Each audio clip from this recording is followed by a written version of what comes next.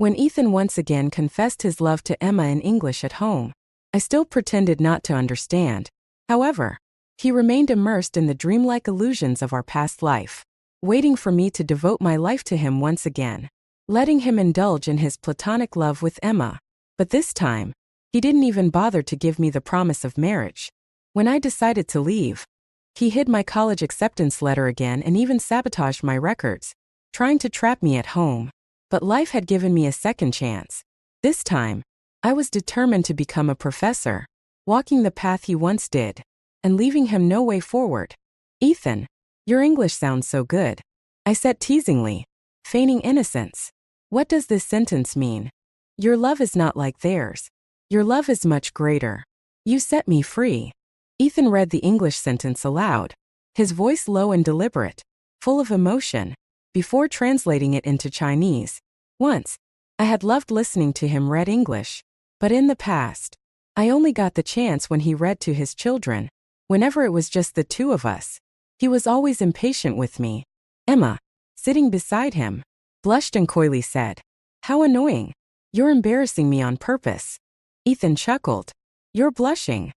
His mother entered the room, smiling warmly as she brought a tray of neatly sliced fruit for Emma. Then, turning to me, she tossed a pile of green beans into my hands and snapped, "Why are you just standing there? Start cooking. Can't you see we have guests today?"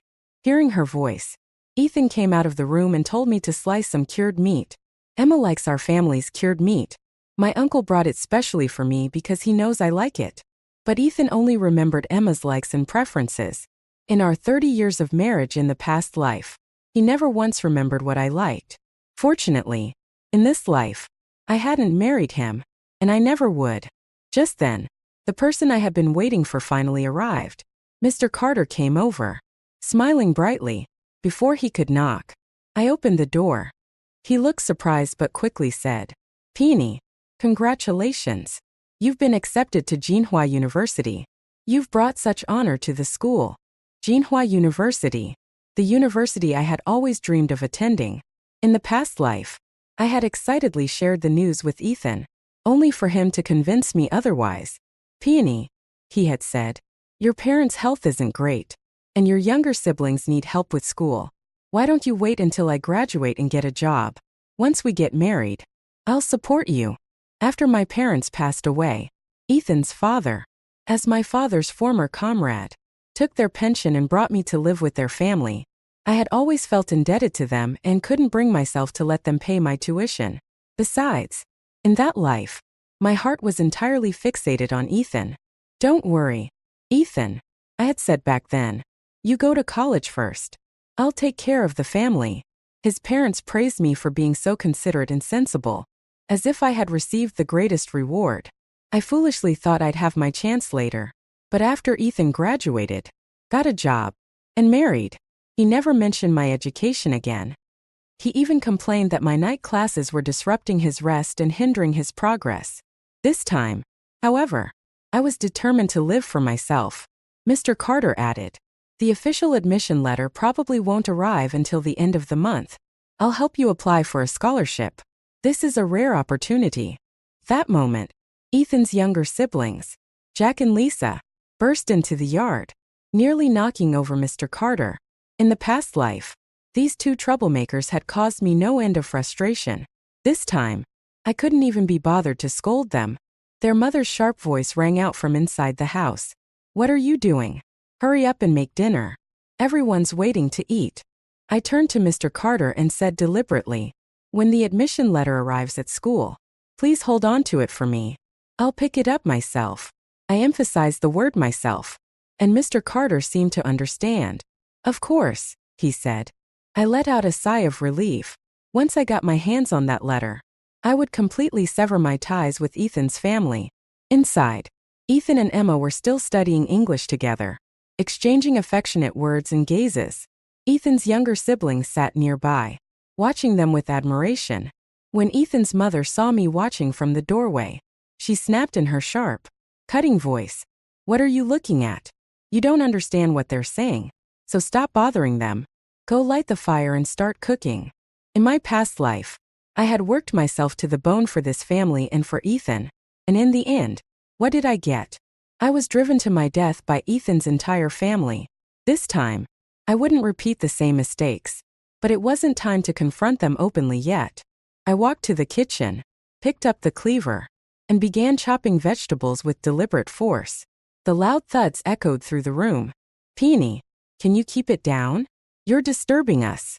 Ethan's voice came from the other room. I let out a cold laugh but didn't reply. I made the simplest meal I could and carried it to the table. Ethan and Emma were already seated, with Jack and Lisa eagerly waiting for dinner to start. Ethan placed a few pieces of cured meat into Emma's bowl and said, Peony just threw something together. Eat a little to fill up for now. She's much better at this than me. I'm clumsy and terrible at these things. Emma responded with a shy smile. You'll be doing academic work in the future. There's no need for you to bother with trivial household chores. Jack and Lisa chimed in enthusiastically. Yeah, Emma and Ethan got into the same university. They're going to be big scholars someday. The whole family laughed and chatted happily, as if they were a picture of perfect harmony. Meanwhile, I was the only one who didn't belong. Quietly, I put down my chopsticks, left the table, and went back to the tiny storage room that had been turned into my bedroom. Nobody even noticed. Inside, I began packing my meager belongings. As I folded my clothes, I heard a knock at the door. Peony, are you asleep? It was Ethan's voice. What do you want? I replied flatly. Peony, did you get your acceptance letter? He asked. I didn't answer. Instead, he pushed open the door and saw the packed bag on my bed. You're leaving? What will happen to this family if you go? What about Mom and Dad? What about Jack and Lisa? He demanded. His familiar lines from the past struck me like a cruel déjà vu. I smirked coldly and said, Oh, they're not my parents, not my siblings. If you want to guilt trip someone, why don't you ask your beloved Emma? That's ridiculous. Emma is so delicate and talented. How could she waste her time and energy on trivial household chores? Ethan exclaimed, his voice filled with emotion as if Emma were some untouchable treasure. I had thought I was numb to all this, but his words still pierced my heart. So, it's a waste for Emma to do these things? And me? Am I supposed to spend my whole life being worn down by your family's endless demands? How dare you compare yourself to Emma? He retorted, his tone full of disdain. You're just an orphan with no parents. Our family took you in, gave you a home, fed you, and even paid for your high school education. Isn't that enough? What more could you possibly want? So that's how he saw me, as someone who wasn't even worthy of comparison to Emma. Everything I had, in his eyes, was their charity, and I was supposed to be endlessly grateful, no matter how much I suffered. Well, Ethan, did your family not take my parents' pension? Or the rental income from my parents' house? Even that precious cured meat your beloved Emma is eating today came from meat tickets my uncle exchanged for me. And you ask what I want? I want to leave, far away from your family. Ethan stared at me, a mocking smile forming on his lips. You're not thinking of using this as a way to force me to marry you, are you? Let me make it clear. Peony, I will never marry you. Ethan's voice carried a poetic rhythm as he spoke. There is a kind of love, in life after life, in age after age, forever, year after year, life after life, until eternity. That sentence confirmed something chilling. Ethan had been reborn too. His habit of explaining things to me in a mix of English and Chinese was something he had only developed after becoming an associate professor in the foreign languages department. Or, more precisely, after Emma became a widow. At that time, I was overwhelmed with caring for his ailing parents and our young children. Still, I squeezed in every spare moment to learn a bit of English, hoping to feel closer to him. As a professor of foreign languages, he often had opportunities to go abroad. I dreamed of accompanying him one day, longing to see the world, anywhere at all. It didn't matter if it was Cambridge, a royal palace, or a cathedral. The year he got the chance to go to England, he bought a particularly expensive-looking women's wool coat. I examined it countless times, convinced it was meant for me. I even arranged for neighbors to help care for his parents and the children, preparing myself for the possibility that he might invite me along. I went so far as to memorize numerous sonnets, hoping to surprise him with my self-taught English. I wasn't bad at it, and I imagined us sharing conversations in the language someday. But in the end, the coat ended up on Emma. They went to England together when he was promoted to associate professor. I later saw a photo of them standing outside a conference venue, both wearing matching coats and leaning slightly toward each other. Their intimacy was undeniable. When I confronted him, he brushed it off, saying, "It was just a photo with a colleague on a work trip." After that, he learned French and Spanish, leaving me further behind. He became more impatient with me, and I stopped trying to bridge the gap. It wasn't until after his death that I realized the truth. The languages he studied were not for academic pursuits, but to communicate with Emma in ways I couldn't understand. They were a tool for him to flaunt his bond with her in front of me. Subtle, romantic, and impossible for me to penetrate. My decades of effort seemed like a pitiful joke. I seemed to have loved you in numberless forms, numberless times, in life after life, in age after age, forever. I recited in perfect London accented English, then translated fluently into Chinese. I feel like I've loved you countless times, in countless ways, year after year, life after life, until eternity. Ethan froze. He hadn't expected me to understand, let alone speak with such precision. I smiled coldly. Just a few lines of English poetry. Do you think that's enough to describe your so-called great love? Or are you lying to yourself? You want me for the stability I bring to the family, but you also want Emma for her intellectual companionship. Aren't you just trying to have it all? His expression stiffened, and the disdain and impatience in his eyes deepened. Peony, what exactly are you trying to do? I told you. I want to leave. To have nothing more to do with you or your family.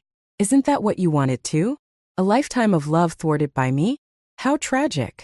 He stood there, stunned, clearly not expecting me to speak so boldly. In our past life, I had been timid and submissive, always obeying him and enduring his demands without complaint. But this time, I refused to let him trample on my dignity again. Peony, if you leave me, leave our family, you really think you'll get into college? He sneered. That's not for you to worry about. I replied coldly. Even if I regret this later, I won't give you the chance to see it. And the same goes for you, Professor Lin. But less than 3 days later, I was forced back to the Lin household, not of my own will, but because I was summoned. Ethan's parents had somehow manipulated the situation, causing me to lose my university admission. They claimed there was an issue with my records, and I had to return home to wait for further notice. Mr. Carter told me that my acceptance letter still hadn't arrived. Neither the school nor the local post office could track it down. It became clear that someone had intervened. Perhaps Mr. Carter's husband, who was a distant relative of the Lin family, had told Ethan's parents about my acceptance. Or maybe it was Ethan himself, ever the hypocrite, using this as a way to dodge his family responsibilities and keep me trapped. Whatever the case, I waited and waited. The university's enrollment deadline came and went. But there was no resolution to the supposed issue with my records, and the acceptance letter never arrived. All my efforts, all my hard work, had brought me back to square one. No worse than square one. This was an even more dire situation than my past life. Peony, Ethan's just thinking about what's best for you, his mother said in her falsely sweet tone. What good is all that studying for a woman? Staying at home and supporting your husband is the proper path. Yes, Peony, Ethan chimed in, with that smug look on his face. It's just your fate. If you couldn't go to college, then it simply wasn't meant to be. Accept it and focus on your duties at home. I don't believe in fate, especially not the kind dictated by these two hypocrites. Ethan wore a look of triumph. I told you to stop being stubborn, but you wouldn't listen. I think you should start helping out at the cafeteria where my mom works. That way, you'll have an easy transition when you take over her job. Did he really think he could trap me this way? Ethan, you're wrong. Even if I don't go to college, I will still be 100 times better than a hypocrite like you. With those words, I left the Lin house. I didn't turn back, no matter how loudly they yelled behind me. On the road, I bumped into Emma, dressed in a brand new skirt and carrying a shiny leather handbag. She smirked at me. Oh, if it isn't Peony, the girl who got into college but couldn't even attend. Look at your shabby clothes. Even if you went to university, you'd just be wasting the spot. Better to leave it for someone who truly deserves it. I stared at her handbag, the fine Italian leather glistening in the sunlight. I recognized the brand. In my past life, Ethan had bought Emma a similar one after he'd become successful. That time, I had been haggling with vegetable vendors at the market over a few cents, while Ethan dismissed my complaints with, "What's the point of buying you nice things? You don't have anywhere to wear them. It's better to give them to someone who truly needs them." They really were two peas in a pod. A pair of toxic narcissists destined for each other.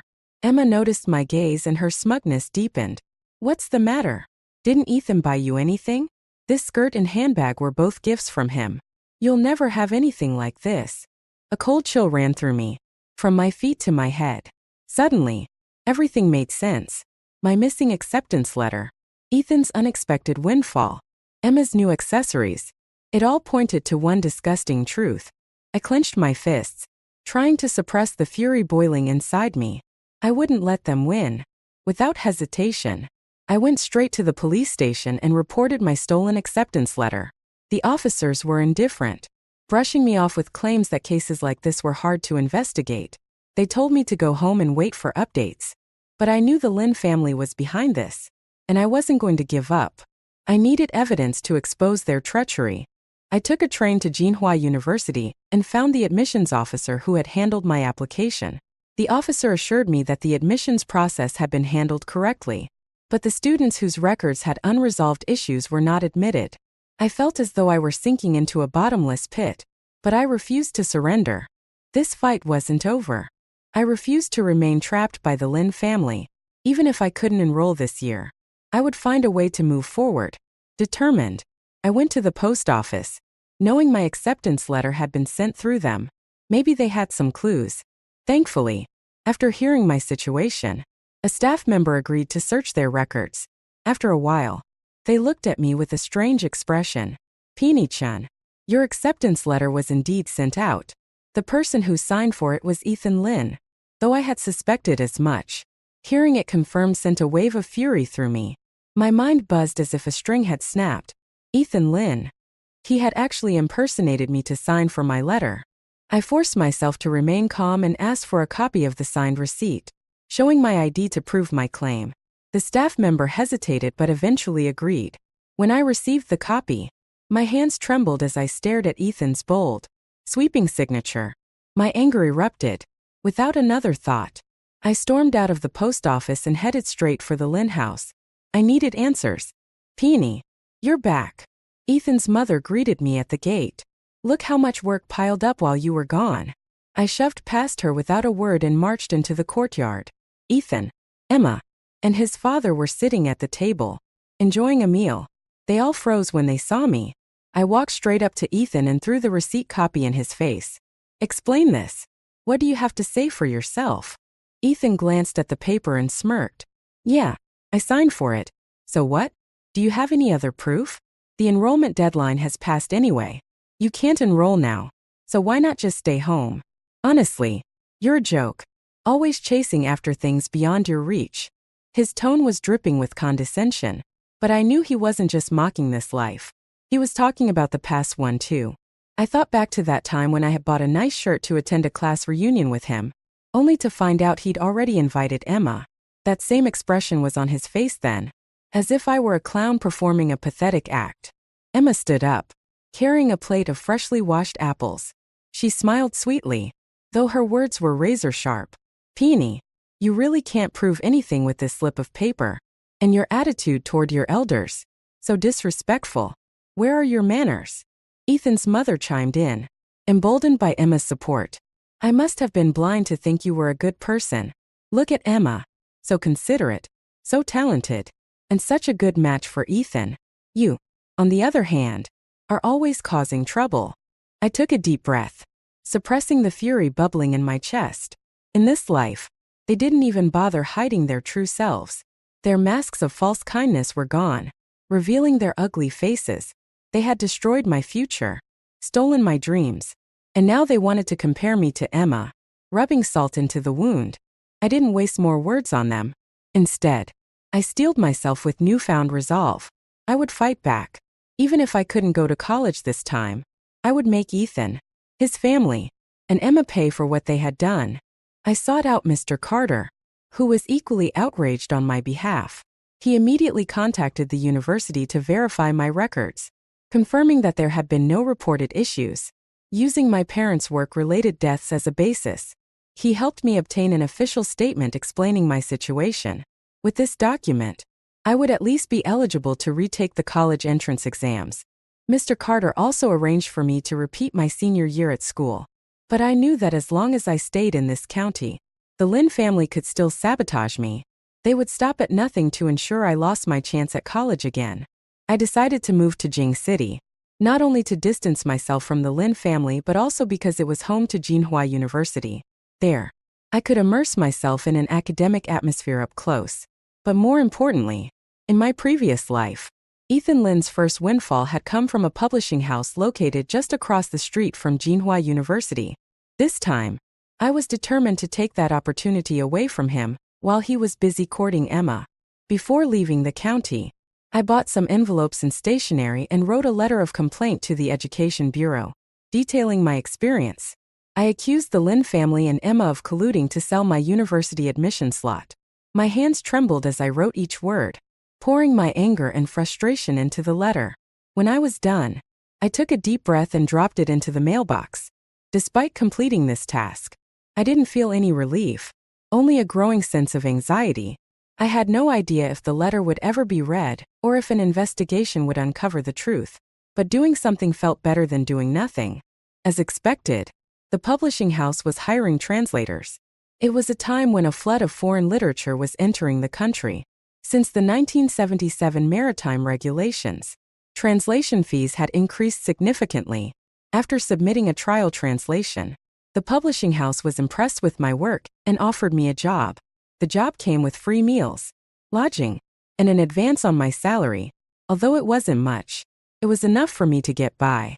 The dormitory was tiny, with peeling walls and a persistent musty smell that couldn't be aired out. But compared to the damp, sunless storage room at the Lin house, this place was a paradise. My daily routine consisted of translating from 8 a.m. to 10 p.m., staring at dense blocks of English text until my eyes burned and couldn't stay open. Yet, I felt deeply satisfied.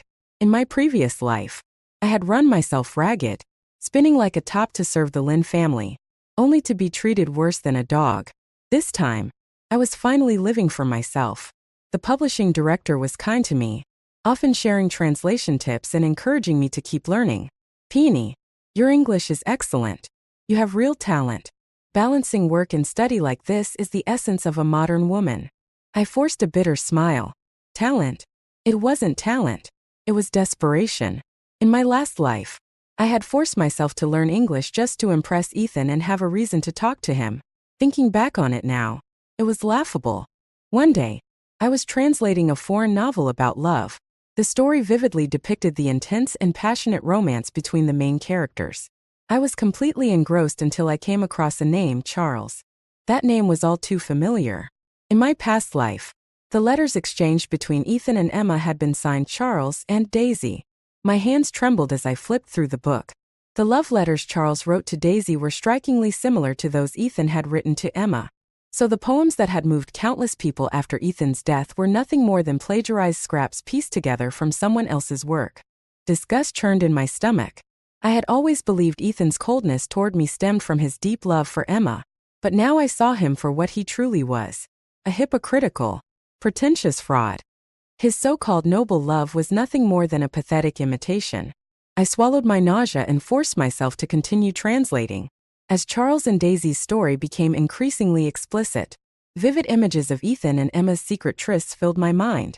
My stomach turned violently, and I felt like I was going to be sick. I couldn't hold it in anymore and rushed to the bathroom, vomiting violently. When I emerged, the publishing director sighed sympathetically. "Translation work is truly exhausting. You should take care of yourself. I also heard you're preparing to retake the college entrance exams. That's not easy at all."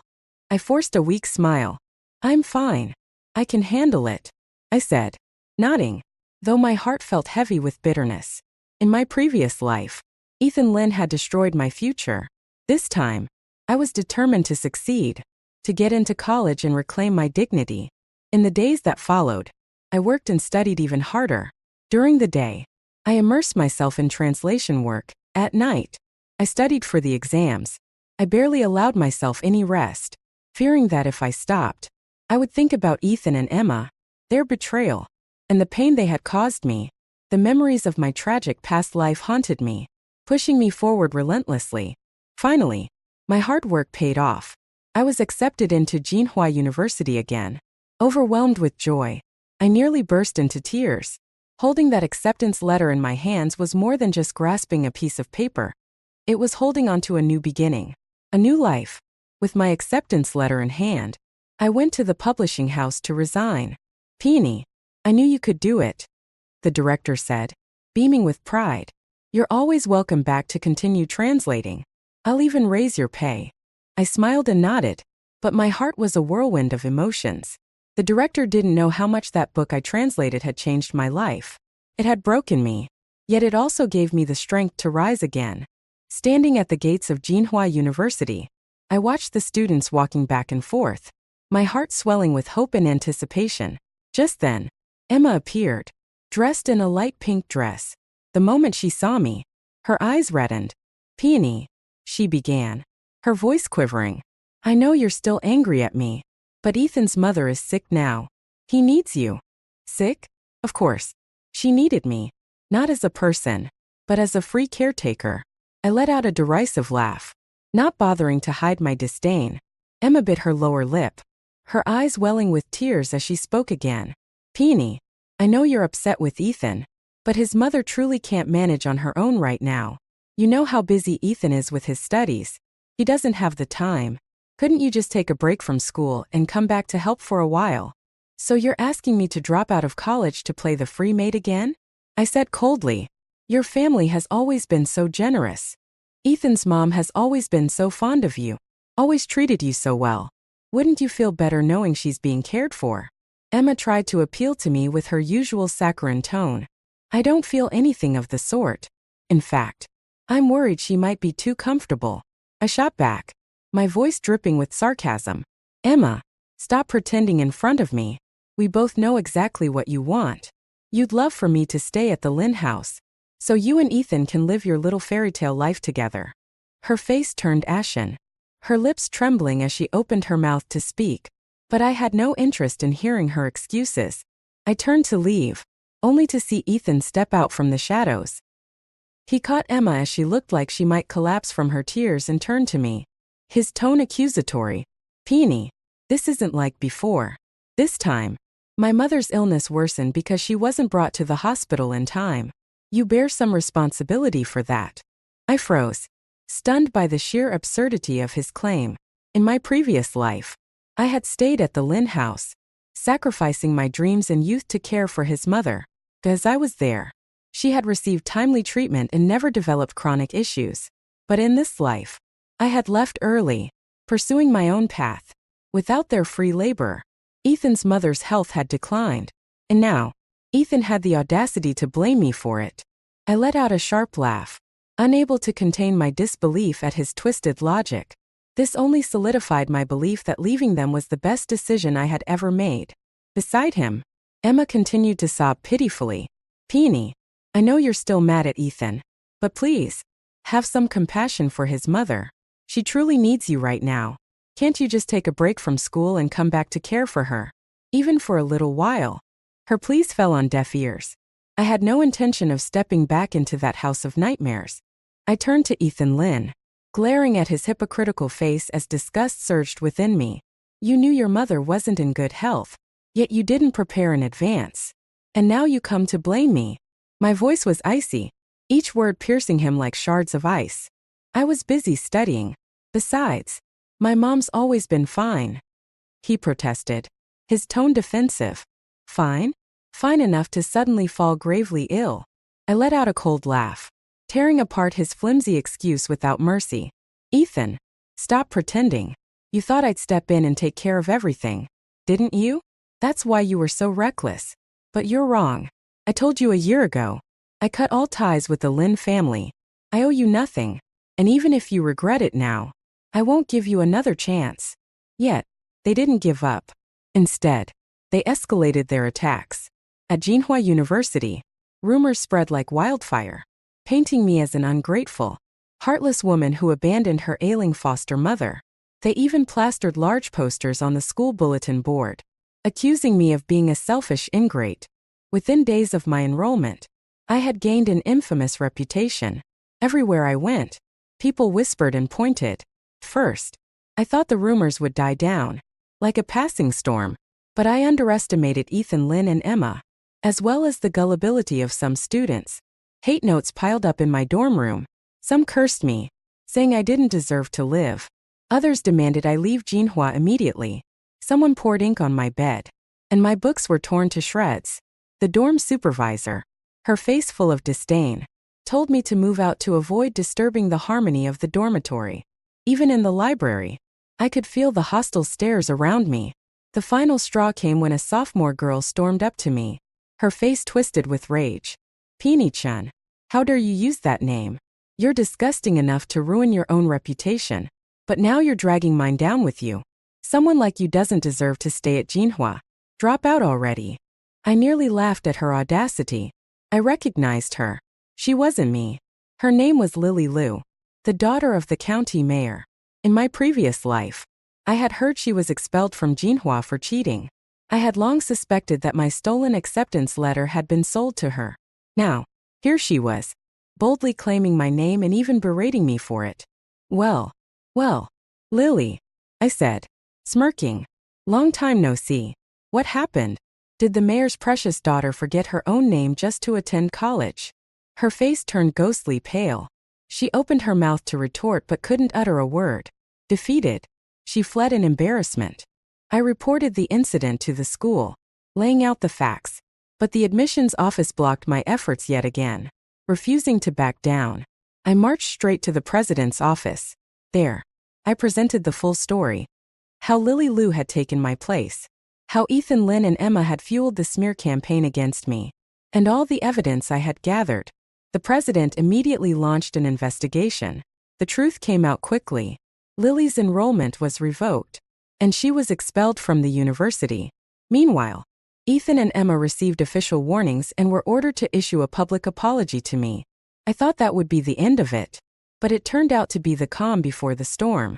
Ethan and Emma publicly apologized, but behind the scenes, they escalated their attacks. They spread even nastier rumors, claiming I had framed Lily Liu just to secure my place at Jinhua, and that I had seduced the president to stay in school. These lies were more malicious and easier for people to believe. After all, how could a poor girl from the countryside defeat the daughter of a county mayor? How could she convince the president to personally intervene? Once again, I became a target of campus gossip. Every step I took was accompanied by scorching, judgmental stares, making it hard to breathe. Just as I was on the verge of breaking down, something unexpected happened. Ethan, Lynn, and Emma found me again, their smug expressions unshaken. "We've secured a spot in the overseas exchange program," Ethan said, looking down at me with his usual air of superiority. "We can't let trivial family matters get in the way of our future. It's best if you know your place. Drop out and go home to take care of my mom. But don't get any ideas. I'm not going to marry you. The mayor's family has even offered you a clerical job at a factory. You should be grateful." "Ethan," I said coolly, "how exactly did you get into the exchange program? Did Emma's professor lover write a recommendation letter for her? Wasn't it the Faculty of Arts at University A? Perfect. This morning, I sent them a formal complaint. An English one, detailing academic misconduct and fraud. I used a telegram to make sure it reached them promptly." Ethan's face turned pale, and Emma let out a shriek. "You're insane. You actually reported us." "I only stated the truth," I replied evenly. "If you're innocent, there's nothing to fear. You're lying. You barely understand English, let alone write a proper complaint. How could you possibly send something overseas?" Ethan snapped, though he quickly masked his anger with a condescending sneer. He even reached out to pat Emma on the head reassuringly. "Believe what you want," I said, walking away without looking back. I went straight to the local newspaper office and told a reporter about Ethan signing for my acceptance letter and Lily Liu using my name to enroll in Jinhua University. The reporter was intrigued and agreed to write an in-depth story. A week later, the newspaper published my account, creating a massive public outcry. Ethan and Emma's exchange program fell through. The professor Emma had manipulated was implicated and faced an investigation by his university. Lily Lou's father, several officials in the county's education bureau, and the admissions officer at Jinhua University were all suspended pending inquiry. I heard that the Lin family's reputation was completely ruined. Ethan's mother's condition worsened, but neither Ethan nor his siblings were willing to take care of her. She was left to fend for herself, her cries echoing through the house. I hadn't expected the complaint I sent to University A to bring about an opportunity. Professor Peter Smith from the university's Faculty of Arts wrote me a personal reply. In his letter, he praised my concise and sharp writing style and expressed interest in seeing more of my work. He encouraged me to send him some samples. That letter was like a bomb, detonating a wave of excitement in my otherwise quiet life. My original intent had been to expose Ethan and Emma's disgraceful actions. I never imagined that my writing abilities would gain international recognition. I carefully stored Professor Smith's letter, my heart swelling with indescribable exhilaration. Years of being belittled by Ethan and mocked by Emma melted away in that moment. For the first time, I saw a new path before me, a path leading to freedom and dignity. The day after receiving the letter, I went to see the director at the publishing house, hoping for his guidance. After all, much of my progress in writing was thanks to his advice. The director was even more excited than I was. Be honest with the professor about your lack of experience, he advised. His work is known for its sharp, concise style. Your writing should aim for the same. And don't forget to keep improving your English. You'll need it to communicate with Professor Smith effectively. Over the next few days, I locked myself in my room, writing relentlessly, revising my drafts, and studying English. The director's standards were incredibly high. He insisted I revise each piece multiple times, scrutinizing even the smallest punctuation marks. It was grueling, but I felt a renewed sense of purpose. I knew this was my chance to change my life, and I was determined to seize it. A month later, I mailed my revised work to Professor Smith. Then, the waiting began. During that time, I continued translating works, studying English, and dealing with Ethan and Emma's constant harassment. Although they had lost their chance to study abroad, they hadn't given up their attempts to retaliate. They spread malicious rumors, accusing me of using underhanded tactics to gain fame. They even fabricated false charges, hoping to get me expelled from school. The attacks grew more vicious by the day, but I refused to back down. I ignored their provocations. I knew that the current rumors could no longer hurt me. Finally, Professor Smith's reply arrived.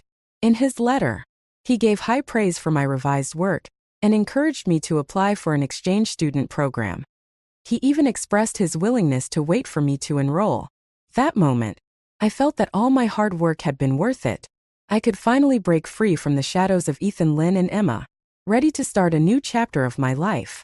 With Smith's letter in hand, I went to see the publishing director. When he read the letter, a smile of satisfaction appeared on his face. "Peony, don't forget about our publishing house once you've become a literary master," he joked. Thanks to Professor Smith's handwritten invitation, I successfully secured an exchange student spot and set off for the program at the start of my sophomore year.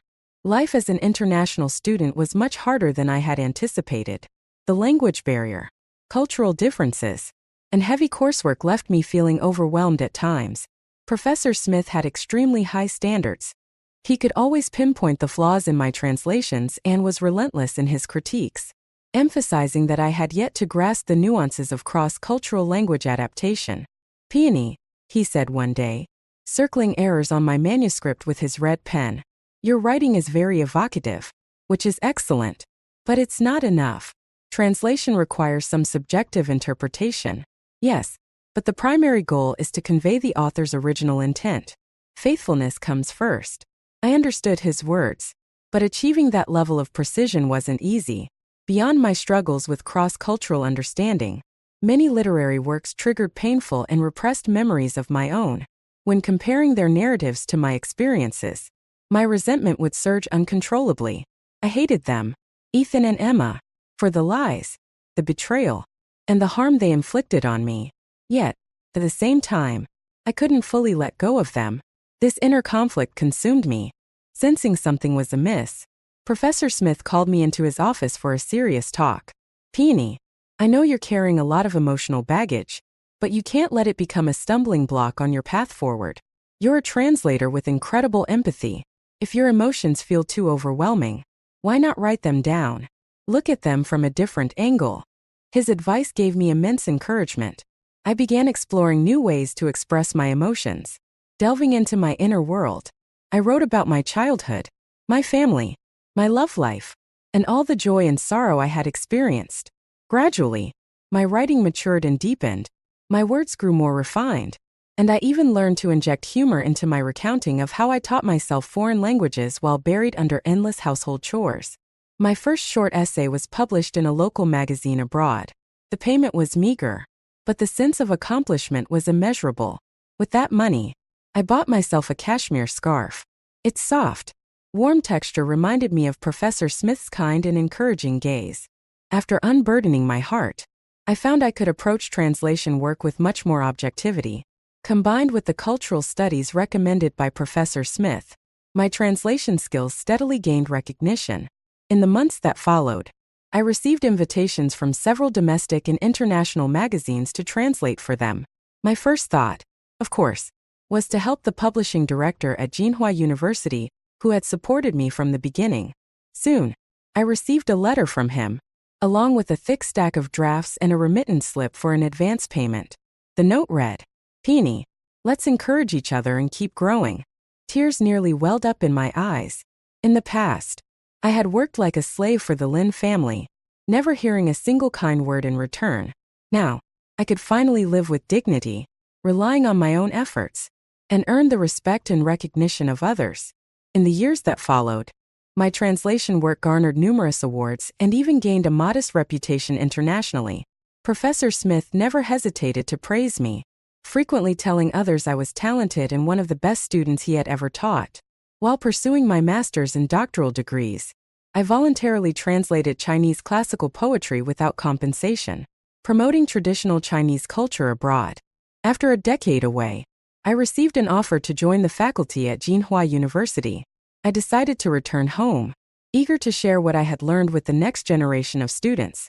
When my plane landed at the capital airport, I took a deep breath. The air of my homeland was both familiar and strange. After so many years, I was finally back, carrying the honor and achievements I had fought so hard to earn. My uncle and aunt, who had received occasional financial support from me over the years, came to pick me up. Following my advice, they had used the money wisely.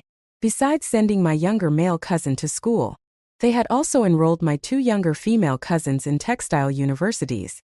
Now, both had senior professional titles and were leading comfortable lives. My aunt, who had always been a materialistic woman, had initially refused to take me in when the Lin family seized my parents' pension. She had even stopped my uncle from letting me live with them after I left the Lin family. Yet now, she clung to me as though she were a long-lost mother, her tears and laughter flowing freely. "It's been so many years. You've lost so much weight. Finally, you're back. Let's hurry home. We've prepared a big meal with all your favorite dishes." When we arrived at my uncle's house, my two younger cousins came out to greet me, calling me big sister so warmly that anyone would have thought we shared an exceptionally close bond. At the welcome feast, my aunt couldn't stop serving me food, showering me with praise, and repeatedly marveling at my accomplishments. Yet, between compliments, she subtly probed about how much money I had earned abroad and whether I had bought property. Her words were laden with calculation, but I kept my expression neutral, responding vaguely to her inquiries. After a few rounds of drinks, my aunt finally couldn't hold back anymore. "Peony," she began with a smile that didn't quite reach her eyes, "you've achieved so much in your career. Don't you think it's time to consider settling down? After all, a woman should have a home of her own." I raised an eyebrow but said nothing. She took it as encouragement and pressed on. "You know, Ethan never ended up with Emma. Over the past few years, he's been helping out at our house regularly. The Lin family, well, they weren't good to you. But if you still have feelings for Ethan, We could negotiate for a higher bride price. After all, you lived with them for so many years. Marrying someone else might not reflect well on your reputation. As she spoke, my aunt became increasingly animated, vividly recounting the Lynn family's misfortunes. Ethan's parents had both become bedridden, and the three Lynn siblings had fought bitterly, each trying to shirk their responsibilities. Ethan, under the pretense of attending university in the capital, had all but abandoned the family, rarely returning home. The youngest Lynn daughter had been forced to drop out of high school to care for their parents. After the parents fell ill, the family's finances dried up, and their expenses skyrocketed. The Lynn brother had caused trouble at school, been expelled for fighting, and subsequently disappeared without a trace. And that Emma, my aunt exclaimed, her voice dripping with disdain. That ungrateful girl. Ethan did so much for her. And what did she do? She turned around and latched onto a Hong Kong businessman and vanished without a word. Poor Ethan nearly couldn't finish his studies because of her. I nearly burst out laughing. My report had ended both their academic careers, forcing them to scramble for new ways to secure a comfortable life. For someone like Emma, latching onto a wealthy benefactor seemed inevitable. She's the kind of woman who'd do anything for money, my aunt added with a sneer, piling on more embellishments to her already dramatic tale. All they cared about was fame and fortune. In the past life, if Ethan Lynn hadn't been promoted to associate professor, Emma wouldn't have stuck around with him either. I turned to my aunt and said, "If you still want us to be family, then don't push this anymore. No matter what promises you make, Ethan Lynn has nothing to do with me anymore. I will never have anything to do with him again." I left my uncle's house only to run into Ethan Lynn, who was delivering gifts. He was dressed in a faded, washed-out shirt, his hair unkempt, and a scruffy layer of stubble covering his chin. His entire appearance exuded exhaustion and defeat. "Peony, it's been so long." He greeted me. I stopped in my tracks, looking at him coldly without saying a word. Ethan seemed caught off guard by my reaction. He hesitated for a moment, a flicker of hurt passing through his eyes, but he quickly replaced it with a fawning smile. "Peony, I've read the works you translated. They're incredible. I was blind back then. Emma came back to see me once, but I ignored her. When she passed away a few years ago, I didn't care. These past years, I've regretted everything and waited for you. Can you give me a chance to make it up to you? My parents are gone. My brother disappeared. And my sister is married now. If you marry me, you won't have to take care of anyone else. I promise I'll treat you well." I looked at his pathetic appearance and felt no emotion, no anger, no pity, nothing. If anything, I found it amusing. He was still the same as ever, trying to disguise his selfishness with a facade of sincerity. "Let me guess," I said, my voice sharp. "I hear the school offers jobs to the spouses of invited professors. Is that why you're really here?" Ethan's expression faltered, the truth hitting him like a blow. He looked pained, as if I'd struck a nerve, but he couldn't deny it. "Peony, I know I wronged you in the past, but things are different now. I really need this job," he admitted. Then, after a pause, he added, "But I also genuinely want to make it up to you. Let's start over." "Okay." I stared at him, a profound sense of sadness washing over me. After 2 lifetimes, he hadn't changed at all. He always put himself first, always portrayed himself as a victim. He needed me to care for his ailing parents, to support him through school, to manage his household, and even to accommodate his so-called love for Emma. Now, he needed me to secure a job for him. "Your idea of making it up is to have me continue sacrificing for you?" I asked, my voice calm but cutting. "Ethan Lynn, whatever we had ended a long time ago, remember what you said? Even if you regretted it, I wouldn't give you another chance. You'll live your hard life, and I'll live my good one. Let's pretend we never knew each other." With that, I turned and walked away, not sparing him another glance. He never came looking for me again. I heard later that he fell seriously ill and couldn't even work as a tutor anymore. But it had nothing to do with me. Standing on the university podium, I looked out at the sea of young faces in the lecture hall. My heart swelled with emotion. These students, just like I once was, were full of dreams for the future. I believed that knowledge could take them further than they ever imagined. I was willing to be their wings, just as so many mentors had been mine.